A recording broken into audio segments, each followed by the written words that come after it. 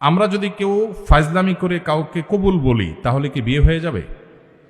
School কলেজে ছেলেফেলেরা অনেক সময় দুষ্টম করে এই কাজ করেন।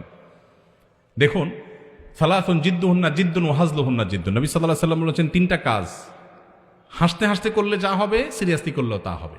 এর ভিতরে একটা হলো বিয়ে।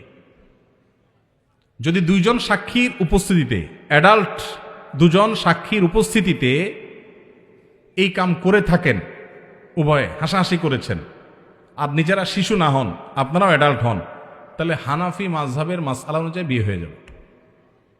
বলবেন হুজুর মহরটা ঠিক করি নাই। মহর অটোমেটিক সেট হয়ে যাবে, কিন্তু বিয়ে হয়ে যাবে। খুব জটিল। এখন অনেক সময় আমরা ফাজলামি করি। এখন কেউ নাটক সিনেমাতে অভিনয় করার জন্য করছে, সেটাও যদি দুজন সাক্ষীর সামনে করে, ওই ব্যাকল জানে না যদি আবিয়াত্তা হয়ে থাকে বিয়ে হয়ে যাবে, আর যদি বিবাহিত হয় তাহলে তার কোনো উপায় নেই। তো শরীয়তের এই মাসালাগুলো নিয়ে তামাশা করা যাবে না, এগুলো সিরিয়াস ইস্যু।